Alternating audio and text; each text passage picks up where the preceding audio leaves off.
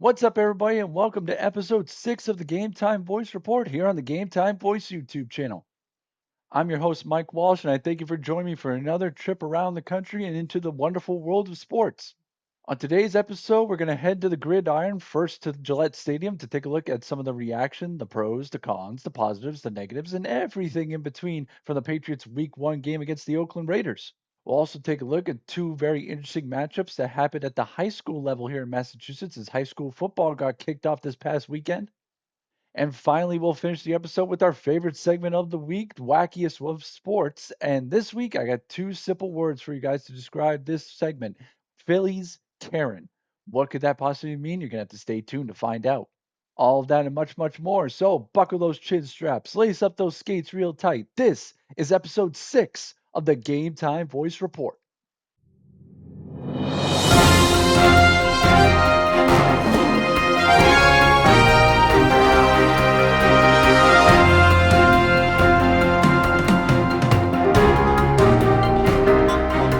First up, we're going to head to Foxborough as the Patriots kicked off the Mike Vrabel era and the very first full season of Drake May as the starting quarterback with the home opener against the Oakland Raiders at drizzly and rainy Foxborough this past Sunday. Now, this game, which if you want, you can go back on my channel as I live stream this game commentary, so go and check that out real quick. But this game was a bit of a roller coaster for Patriots fans that had them loving and cheering their team, saying, yes, we might have turned the page and have a new era in the first half, and then scratching their heads and reminding this might be a lot longer process than we thought in the second half. But some quick observations about this. First, let's take a look at what was really the play of the game as the Patriots got an interception off Geno Smith in the first quarter to kind of turn the tide in their favor for a little bit. It was cornerback Carlton Davis who made a tip on a pass from Geno Smith that fell right into the arms of safety Jalen Hawkins and intercepted Geno Smith to give the Patriots the boost they needed in the early going. And the Patriots defense was one of the few bright spots of this game as they had a couple turnovers, plenty of sacks, as the defensive line was really one of the major parts of it as they sacked Geno Smith multiple times and of course had that takeaway earlier on in the game. One of the other bright spots was the receiving core was really prominent, I would say, in the offensive attack as Stephon Diggs made his first start as a Patriot, playing 40 snaps, catching 6 passes for 57 yards on 7 targets, but was limited because he is coming off an ACL surgery in the previous offseason. But it was no secret as to who was Drake May's favorite target on the day, as Kayshon Boutte made a strong summer look even better as he made 6 catches for 103 yards on Sunday. Now, that's the happiness and that's the good news on Sunday. But let's get into really the meat of it as to why the Patriots ended up losing and are now 0-1 to start the season. First, let's take a look at QB1 Drake May, who followed up a very good and safe first half with a really much forgotten and really wants to put it in the back burner second half. Drake was 10 of 17 for just 83 yards on 5 second half drives in said second half. And the drives were like this: interception, punt, punt, punt, and punt. 5 possessions and 4 punts and a turnover. The revamped offensive line showed glimpses of okayness and maybe a chance to kind of improve, but wasn't really happening. And mainly it was the rookies, as the Pats rookies combined for 3 penalties on the offensive line, two of which belonged to our star number 4 draft pick, Will Campbell. The Patriots defense, who I patted on the back earlier on in the video, was probably mostly the lone bright spot, I would say. They gave up 9 explosive plays, including the first touchdown, where Geno Smith found a wide open receiver who had nobody within 10 yards of him. The Patriots will have to figure out something quick as they're making probably their most trepid trip of the year and really of any season that they've ever had since I've been really alive on this planet. There nothing seems to go right when they travel down to Miami, and guess what? That's what they're doing this Sunday at 1 o'clock. So, will the Miami woes continue, or can the Patriots finally win on the road in the Sunshine State? And a quick note and two things before we move on. First things first, how does Josh McDaniels still have a job? This is his third stint as the offensive coordinator here in New England. He's also had 2 stints as a head coach, and neither one of them, I think 4 out of his 5 stints have gone great. Definitely 2 as a head coach have gone poorly, and the last two offensive coordinator jobs he's done haven't looked the best. Sure, he worked with Mac Jones and Drake May, but based on Sunday, we're in for a long year with Josh McDaniels. But Josh McDaniels is just the tip of the iceberg of my next point because I want to get into something that is very, very clear based on everything that I've seen the past few years in New England. If you played, if you coached, or even if you were just around this guy next to me, you not only have a job secured, you have a career secured. Anybody who is involved with the GOAT by some proxy has a career in the rest of their life in football, whether it be pro, college, or any level. That's how much of an impact this guy had.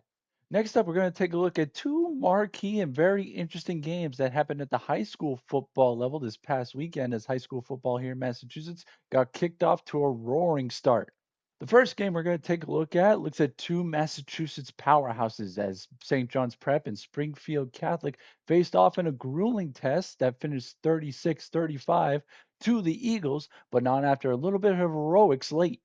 Trailing by 14 in the fourth quarter, the Prep stormed back and eventually got a go ahead 2 yard touchdown run from Jordan Torbillo on fourth and goal with just 7 seconds left in the game to help secure the lead.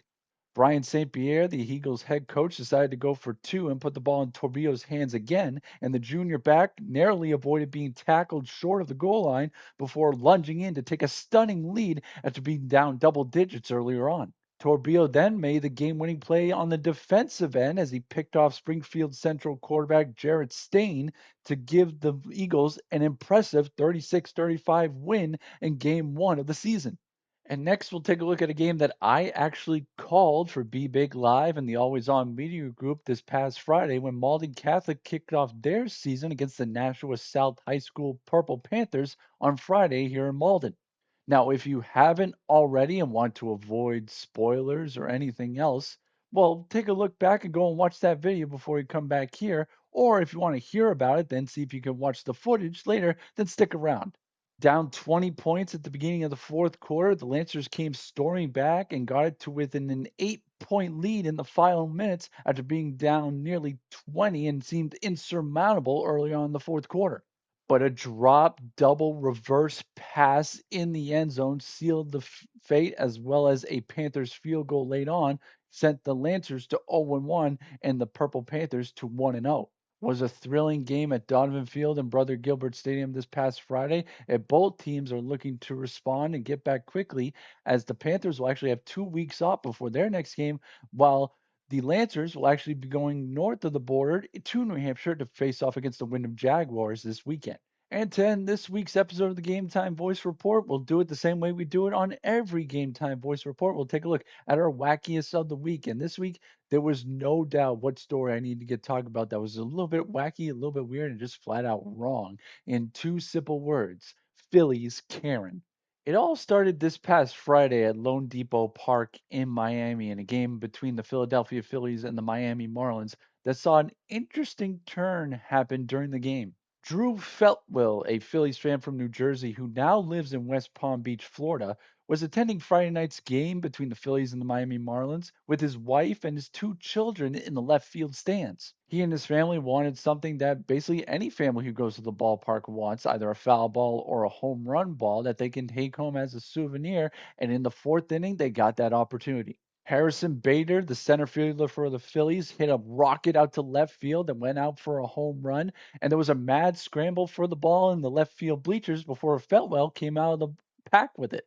After coming up with the ball, Feltwell took a walk down to his son, gave him the ball, put it in his glove, and gave him a nice round hug that brought about immense applause from the fans, both Marlins and Philly fans alike, in the left field bleachers. But that's where the story unfortunately takes a little bit of a turn, as all of a sudden, this Phillies fan, right in the picture that you see, came over and started berating Feltwell about taking the ball from her in the mad scramble.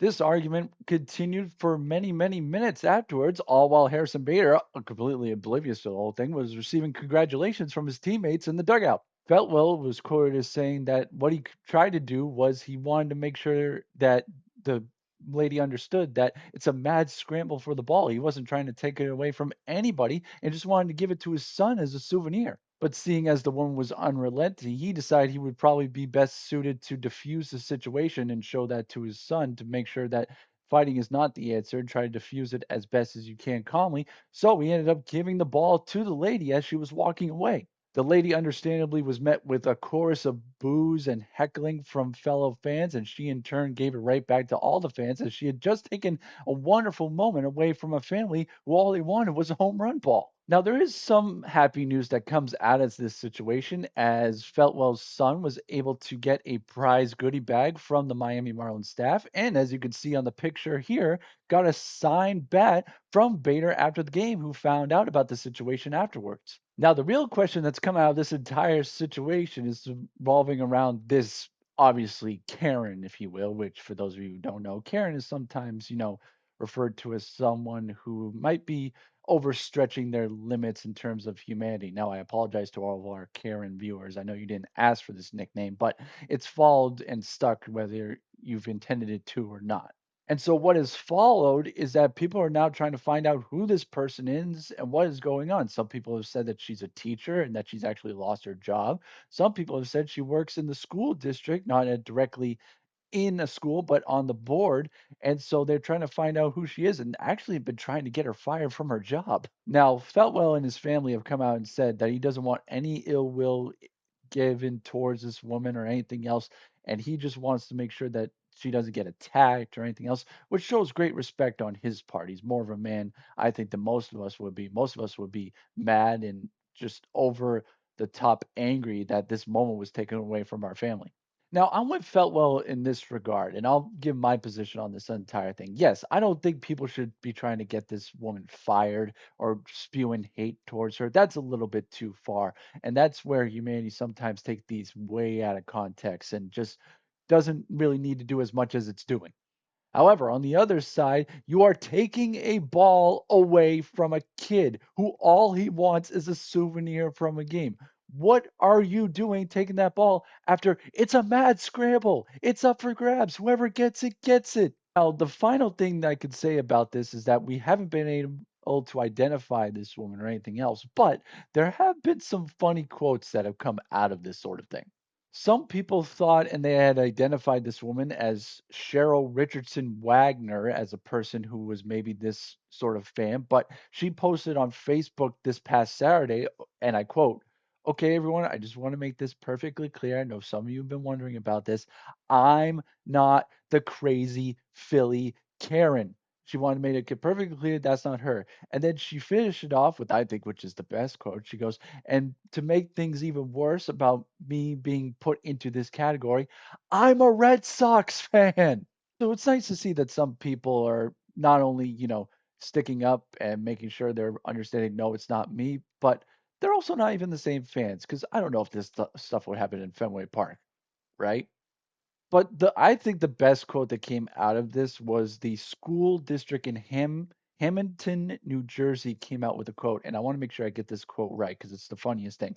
The district said in a Facebook post two things, and I quote, "The woman identified on social media as Philly's Karen is not and has never been an employee of the Hamilton Public Schools located in Hamilton, New Jersey." They continue on in the post that said anyone who works for our school district would obviously have never done anything like that sort of thing and would obviously make sure the kid got the ball in the first place. But to make matters and to prove our point even more, nobody who works for our school district would have dropped the ball and would have caught it in the first place barehanded, avoiding this entire situation. So shout out to Harrison Bader who came up and signed that bat for the fan, to the Miami Marlins who gave him a prize pack, and really to that family entirely for Fetwell taking it on the chin, trying to diffuse the situation, and hopefully they go to many more games and have many more memorable moments in the near future. And that's a wrap for this episode of the Game Time Voice Report from the ups and downs of the Patriots, and mostly downs, as that was just, oh my gosh. And if you haven't understood or really seen my pain for that entire game, go check out my live stream and maybe those highlights will be coming out soon. But from all that to the good, really good football games here in Massachusetts, the St. John's Prep and Springfield Central game, and the Malden Catholic Nashua South High School game, and of course to that Phillies Karen video. It was an action-packed couple of weeks here in the sporting world, and I want to thank you guys for joining me here for a recap of it on the Game Time Voice Report. Before I sign off, don't forget to like this video, subscribe to the channel, leave a comment down below, and hit that notification bell so you don't miss out on when any new videos come out here on the channel. We are currently trying to get 100 subscribers before 2025 ends at 11:59 on December 31st. So let's try to get me to that goal as quickly as possible so I can continue growing the channel and everything else. Until then, I've been your host, Mike Walsh, and thank you for joining me for another exciting episode of the Game Time Voice Report here on the Game Time Voice YouTube channel. Game Time Voice, the voice of the common sports fan.